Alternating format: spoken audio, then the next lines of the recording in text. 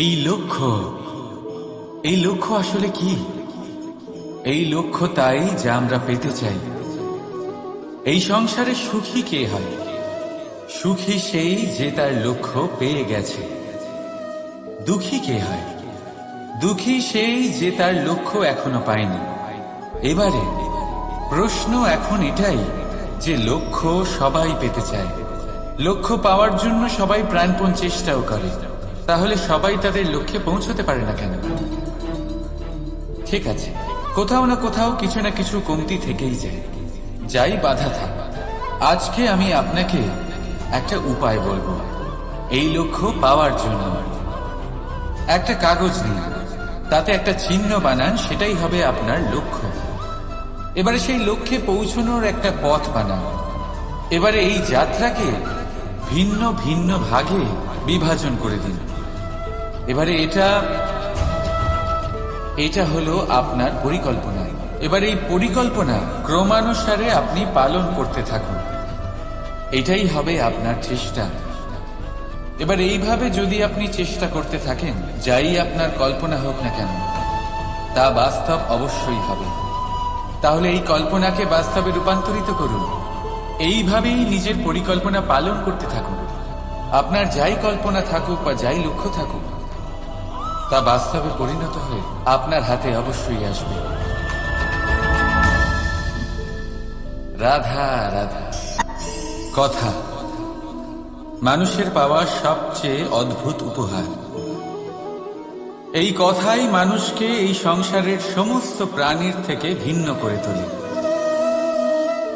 সংসারের সবচেয়ে উপরে নিয়ে যায়। এই কথার কারণেই আমরা একে অপরের সাথে ভাব আদান প্রদান করি। আমি আমার মনের ভাবনা অন্য কাউকে ব্যক্ত করতে পারি, অন্য কেউ তাদের ভাবনা আমাকে ব্যক্ত করতে পারে। এই কথাই আমাদের সবচেয়ে বড় ঢাল। এবারে দেখুন, আপনি নিশ্চয়ই লক্ষ্য করেছেন কারোর কথা মধুর হলে লোকে তাকে ভালোবাসে, তাকে নিজের বন্ধু বানায়। সেইভাবেই যদি কারোর কথা কঠোর হয়, তাহলে লোকে তাকে ঘৃণা করে, তাকে নিজের শত্রু মনে করে। এই কথাই ভাষা হয়ে আমাদের ইতিহাস রচনা করে। তবে আমরা কি সত্যি বাণীর বিষয়ে অতটাই ভাবি যতটা আমাদের ভাবা উচিত? ভেবে দেখুন, মানুষের কথা বলতে শিখতে কত সময় লাগে। কোনো বালক 1.5 বছর বয়সে কথা বলতে শেখে, কেউ 2 বছরে, কেউ 3। এবার দেখুন, মানুষ 1.5 বছর বয়সে কথা বলতে শিখে গেলেও তার কি বলা উচিত এটা সারা জীবনেও শিখতে পারেনি। এর উপরে মনোনিবেশ করুন, এটা বোঝবার চেষ্টা করুন কি বলা উচিত। নিজের কথা শুদ্ধ করুন, নিজের কথা মধুর করুন, আর সেই মধুরতার সাথে আমার সঙ্গে বলুন রাধা রাধা। ক্রোধ, লোকে বলে যে এই ক্রোধ পাপেরই মূল, কিন্তু সত্যি কি এই ক্রোধ পাপের মূল? একটু ভেবে দেখুন, এই ক্রোধ বাস্তবে আসলে কি? এই ক্রোধ একটা অনুভূতি যা আপনার মধ্যে হঠাৎই অসীমিত তেজ সঞ্চালন করে। এবারে আমি আপনাকে কিছু উদাহরণ দিচ্ছি যাতে আপনি বুঝতে পারেন যে ক্রোধ আপনার জন্য ভালো কি না। যদি কারোর সাথে অন্যায় হয় আর এটা দেখে আপনার ক্রোধ হয়, আর এই ক্রোধ আপনাকে তার সাহায্য করতে প্রেরণা যোগায়, তাহলে এই ক্রোধ অবশ্যই ভালো। যদি কোথাও আপনি দেখেন যে কোনো নারীর উপরে অত্যাচার হচ্ছে আর সেটা দেখে আপনার ক্রোধ হয়, আর এই ক্রোধ আপনাকে তার সাহায্য করতে সাহস যোগায়, তাহলে এই ক্রোধ অবশ্যই ভালো। যদি এই সংসারে কোথাও আপনি কোনো অনৈতিক কাজ বা ছলনা দেখেন আর আপনার তাতে ক্রোধ না হয়, কিছুই অনুভব করেন না, তাহলে এটা কাপুরুষতা। তার মানে এটাই যে আপনি আপনার মনুষ্যত্ব হারিয়ে ফেলেছেন। তাই এটা বোঝার চেষ্টা করুন, আপনার ক্রোধের তেজের ব্যবহারের উপরে নির্ভরশীল হলো এই ক্রোধ আপনার জন্য পাপের সমান, নাকি এই ক্রোধ আপনার জন্য পুণ্যের স্থাপক। রাধা রাধা। মোহ, শাস্ত্রে লেখা আছে যে মোহ শুধু সেই ব্যক্তিকেই নয়, বরং সেই আরেক ব্যক্তিকেও বিনাশ করে দেয় যার ওপরে সেই মোহ আছে। এবারে লোকে কি করেন, এই শাস্ত্রে লেখা কথাগুলি শুধু শাব্দিক অর্থে নেন। এই মোহ দেখুন, এটা শুভ হতে পারে, শুধু এর রূপ ভিন্ন ভিন্ন হয়।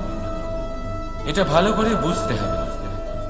এবারে মোহ যদি কোনো বস্তুর উপরে থাকে তাহলে তা লালসা হয়ে যায়।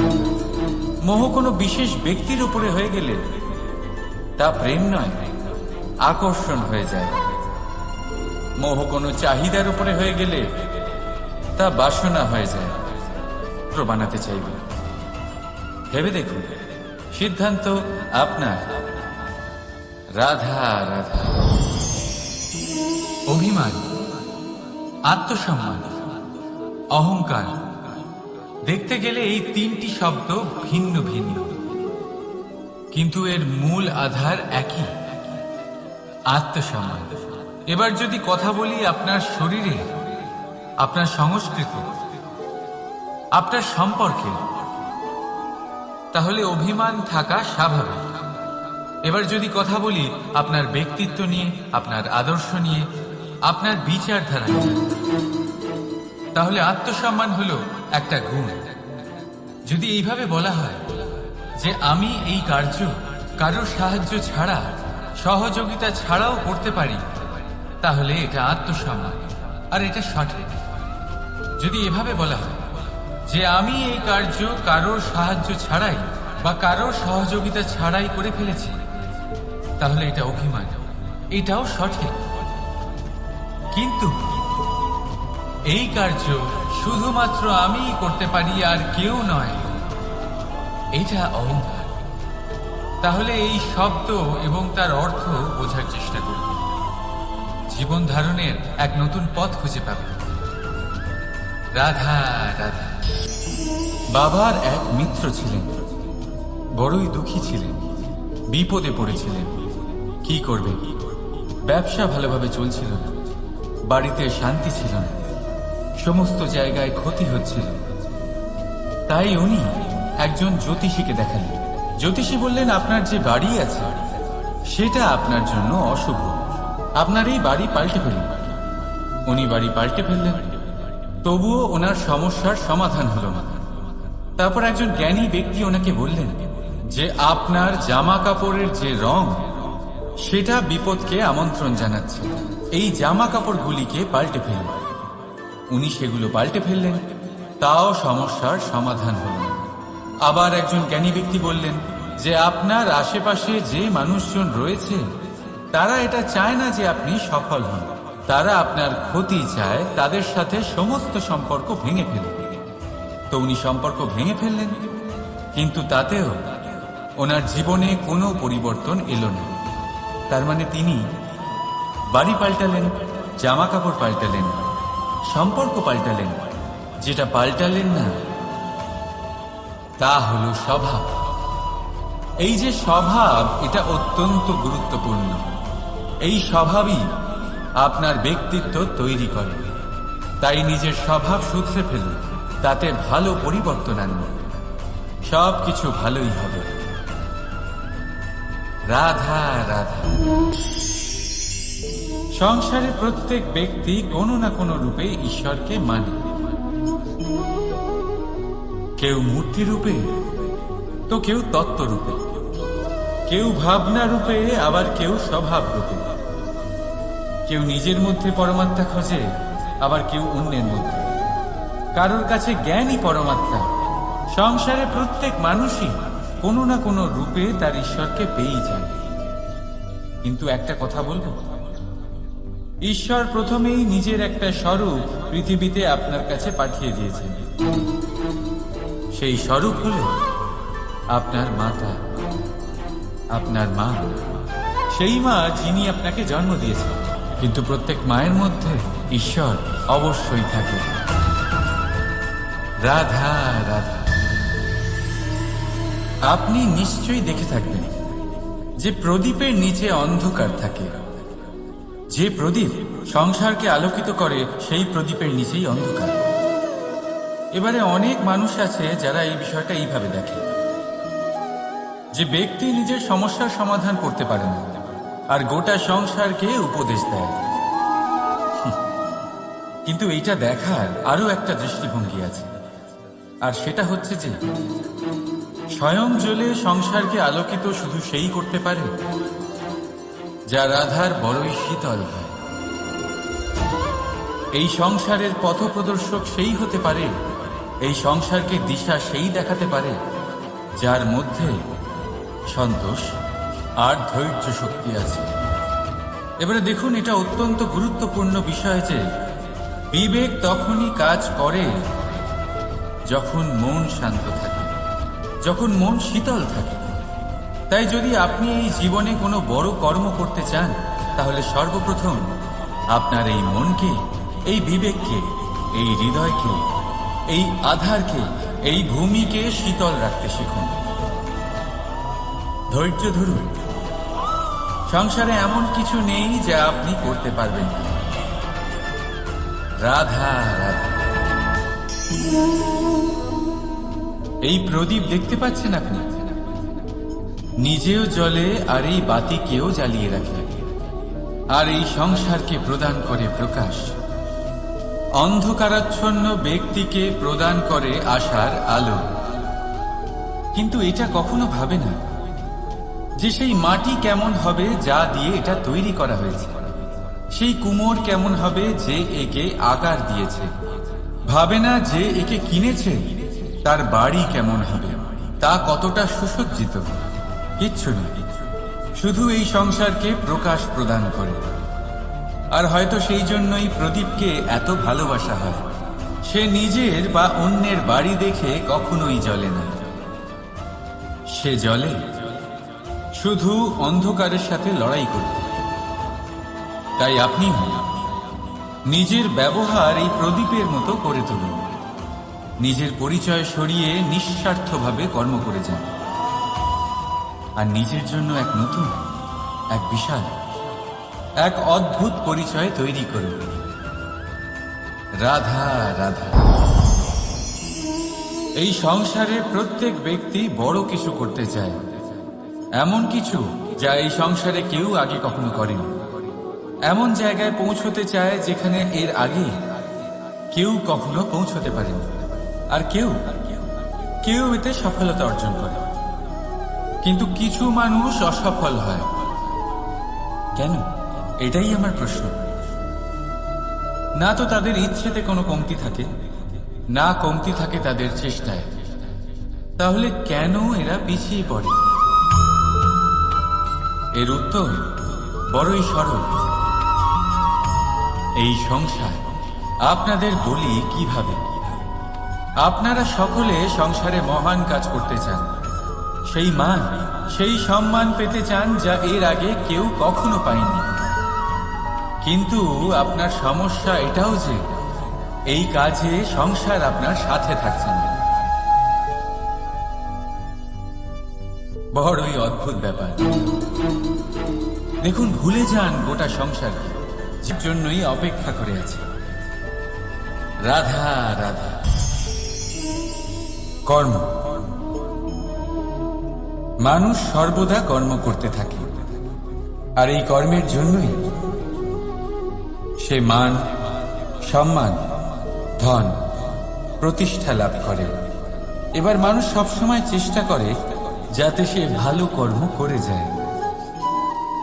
তাহলে আপনাকে বলি, শুধু ভালো কর্ম করাই আবশ্যক নয়, তার থেকে বেশি জরুরি হল এই খারাপ কর্মকে বোঝা আর তার থেকে দূরে থাকা।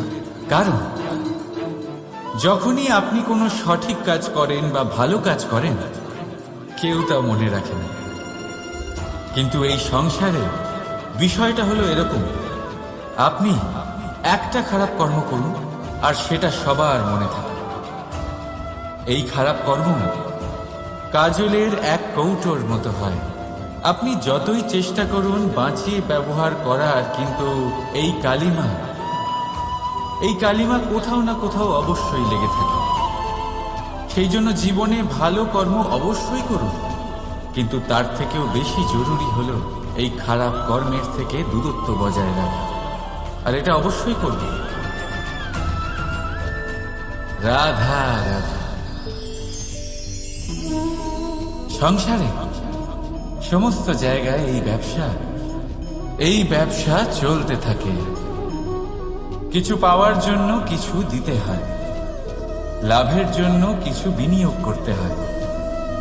যদি কারোর অনুভূতি জানতে হয় তাহলে নিজের অনুভূতিকে ব্যয় করতেই হবে। এবার দেখুন না, কারোর আসল চেহারা যদি জানতে হয় তাকে স্বাধীনতা দিয়ে দেখুন। যদি কারোর মনের শুদ্ধতা জানতে হয় তাহলে তাকে ঋণ দিন। যদি কারোর গুণ জানতে হয় তাহলে তার সাথে একসঙ্গে বসে ভোজন করুন। যদি কারোর ধৈর্যের পরীক্ষা নিতে হয় তাহলে তাকে তার প্রিয় কাজ করতে বারণ করে দেখুন। যদি কারোর ভালো দিক জানতে হয় তাহলে তার থেকে পরামর্শ নিয়ে দেখুন।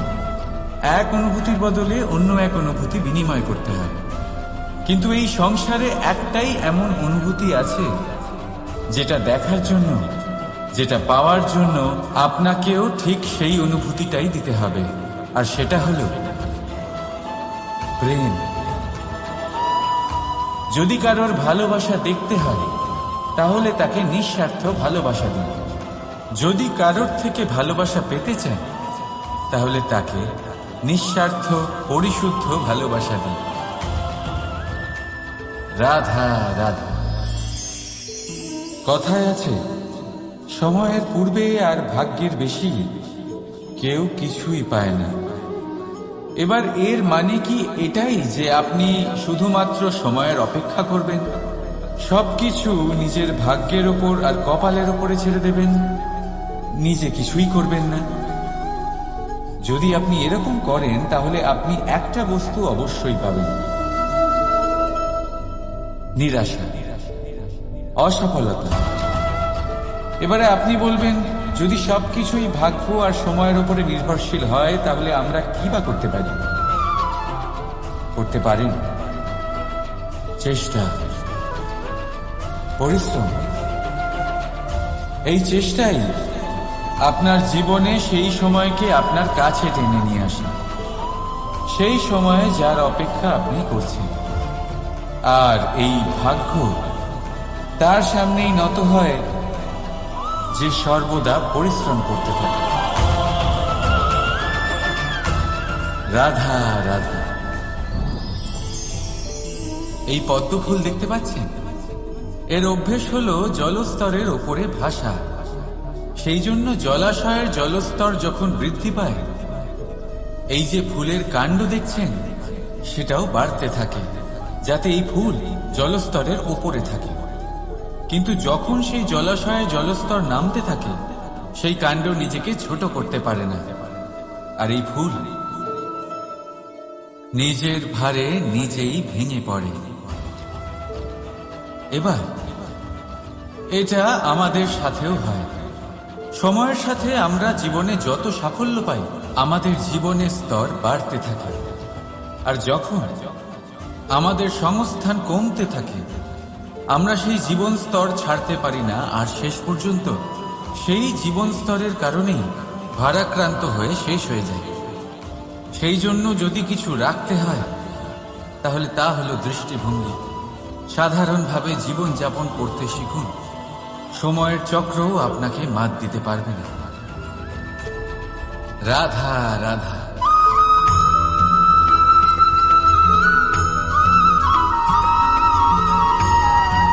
এই সংসারের সব থেকে বড় সুখ কি?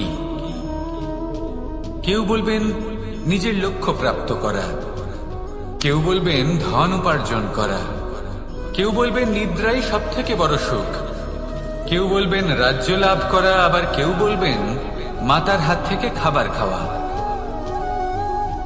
আদি ইত্যাদি। কিন্তু যদি সত্যি কথা বলি, এই সংসারের সব থেকে বড় সুখ হল সেবা করা। কখনো কাউকে সেবা করে দেখুন। এই সেবা দ্বারা অন্য কোনো মানুষের আশীর্বাদ লাভ করাতেই সুখ রয়েছে। আপনার সেবা ভাব দ্বারা যখন কোনো মানুষ নিজের অন্তরাত্মা থেকে আপনাকে আশীর্বাদ করে, তার থেকে বড় সুখ আর কিছুই নেই। কারণ প্রত্যেক মানুষের মধ্যে ঈশ্বর বাস করেন। নরের সেবাই হল নারায়ণের সেবা। নিষ্কাম সেবা করাই হল সব থেকে বড় সুখ। তাই নিজের অন্তরে সেবার এই ভাব জাগ্রত করুন।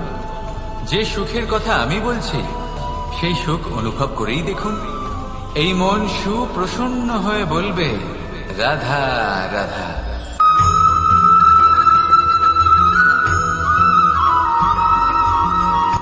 আজ আমি আপনাকে এমন এক গল্প শোনাবো যা আমার নন্দ বাবা আমাকে শুনিয়েছিলেন যখন আমি ছোট ছিলাম। কাহিনী একজন সাধু আর একজন বিছের। একবার এক সাধু নদীর পাড়ে স্নান করছিলেন। উনি দেখলেন যে জলের প্রবাহে একটা বিছে ভেসে যাচ্ছে। তার প্রাণ বাঁচানোর জন্য উনি তাকে তুলে নদীর পাড়ে রাখার চেষ্টা করলেন, কিন্তু যেই সেই বিছেকে উনি হাতে তুললেন, সেই বিছে ওনাকে কামড়ে দিল। সাধু আবার চেষ্টা করলেন, সেই বিছেকে হাতে নেওয়াতে সে আবার তাকে কামড়ে দিল। আরো একবার চেষ্টা করাতে ওনার শিষ্য ওনাকে জিজ্ঞেস করল, এ আপনি কি করছেন গুরুদেব? এসব কি হচ্ছে? আপনি তারই প্রাণ বাঁচানোর চেষ্টা করছেন যে আপনাকে কামড়ে দিচ্ছে।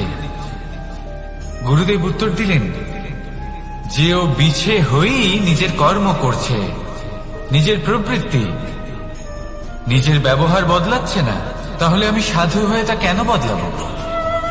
এর তাৎপর্য হলো সরল, যে সংসারে কিছু মানুষ আছেন যারা হয়তো খারাপ, দুষ্ট প্রকৃতির, আর হয়তো তারা কখনোই বদলাবেন না, কখনোই কোনো পরিবর্তন আসবে না।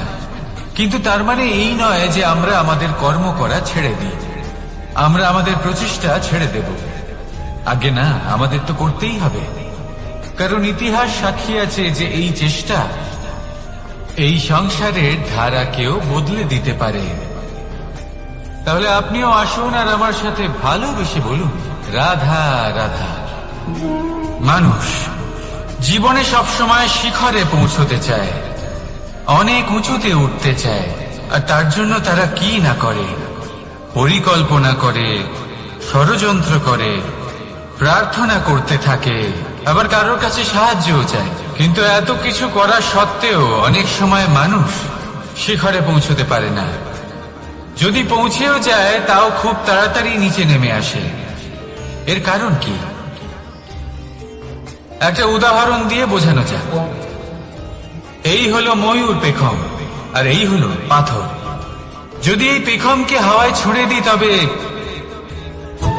ও উড়তে থাকে, কিন্তু এই পাথর অতি শীঘ্রই মাটিতে নেমে আসে। এর কারণ কি? ভার। এই পাথর হলো ভারী, আর এই শিক্ষাই আমাদের গ্রহণ করতে হবে। ঠিক এইভাবেই যদি আমাদের মন দ্বন্দ্ব আর অহংকার দ্বারা পরিপূর্ণ হয়ে থাকে, তাহলে তা কখনোই শিখরে পৌঁছবে না। পৌঁছে গেলেও খুব শীঘ্রই মাটিতে নেমে আসবে। তাই এই মনকে হালকা করতে শিখুন, অহংকারকে, এই হিংসাকে ত্যাগ করুন। তারপর উঁচুতে উড়ে তো দেখুন কত উঁচুতে উঠতে পারবেন আপনি। আসুন আমার সাথে ভালোবেসে বলুন, রাধা রাধা। মানুষ এক অত্যন্ত বিচিত্র প্রাণী। পরিকল্পনা করে, ষড়যন্ত্র করে, প্রচেষ্টা করে, কাউকে পরাজিত করার চেষ্টাও করে। সাপকে একটা দড়ি মনে করে হাতে চেপে ধরার চেষ্টা করে, কিন্তু একটা কথা বুঝতেই পারে না, সময়ের এই সাপ, এটা হাতে চেপে ধরাই যায় না। আর আপনি যা করবেন তা আবার ফিরে আসবে আপনারই সামনে। দেখুন, এতে কিছুই যায় আসে না যে আপনি কুম্ভকারের পুত্র নাকি কৃষ্ণের পুত্র। যদি আপনি অনুচিত কর্ম করেন তাহলে আপনার সাথেও অনুচিতই হবে। অশুভ কর্ম করলে আপনার সাথেও অশুভই হবে। কুরু বংশ অত্যন্ত মহান বংশ ছিল। এই কুরু বংশ কি হলো তার সাথে? একটা গোটা বংশ বয়ে গেল, কারণ ওনাদের উদ্দেশ্য অশুভ ছিল। অন্যদিকে 5 জন বনবাসী পাণ্ডব মহাভারত বিজয়ী হলেন, কারণ তাদের উদ্দেশ্য শুভ ছিল।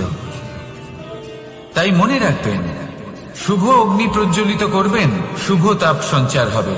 অশুভ অগ্নি প্রজ্বলিত করবেন, নরকেই জ্বলতে হবে। তাহলে আসুন আর আমার সাথে ভালোবেসে বলুন, রাধা রাধা। মানুষ জীবনে সবসময় সুখ পেতে চান, কিন্তু এই সুখ এটা আসলে কি? এই সুখের আসল রূপ কি? আমি বলি, সুখের আসলে দুটি রূপ হয়, বাহ্যিক সুখ, আত্মিক সুখ। আর এটা ঠিক তেমনই হয় যেরকম আমাদের শরীরের সাথে জড়িত ছায়া আর আমাদের শরীরের মধ্যে বসবাসকারী আত্মার। যদি ছায়ার কথা ভেবে দেখেন তাহলে বুঝতে পারবেন, আমাদের শোবার সময় ভোরবেলা এই ছায়া অনেক বড় হয়ে যায়। যখন এই সূর্য মাথার উপরে চলে আসে, তার তাপ বেড়ে যায়, তখন এই ছায়া ছোট হয়ে যায়। আর যেই অন্ধকার নেমে আসে, এই ছায়া আপনার সঙ্গ ত্যাগ করে। এরকমই হয় বাহ্যিক সুখ। আর এবার কথা বলি আমাদের শরীরের মধ্যে বসবাসকারী এই আত্মা। এই আত্মা কখনো আমাদের সঙ্গ ত্যাগ করে না, সব সময় আমাদের সাথে জড়িয়ে থাকে। এরকমই হয় আত্মিক সুখ, যা সব সময় আমাদের সাথে থাকে। আত্মিক সুখ কারো সেবা করে, আত্মিক সুখ কাউকে সাহায্য করে, আত্মিক সুখ প্রেম বোধে, যা কখনো আমাদের সঙ্গ ত্যাগ করে না। সেখানে বাহ্যিক সুখ, যতক্ষণ আপনি সম্পন্ন কিছু মানুষ এবং সুবিধার সাথে আছে, এই বাহ্যিক সুখ আপনার সাথে থাকবে। সম্পন্নতা চলে গেলে, মানুষজন চলে গেলে, সুখ সুবিধা চলে গেলে, বাহ্যিক সুখও চলে যায়। তাহলে এই আত্মিক সুখ খুঁজে নিন এবং সেই সুখের সাথেই বলুন, রাধা রাধা।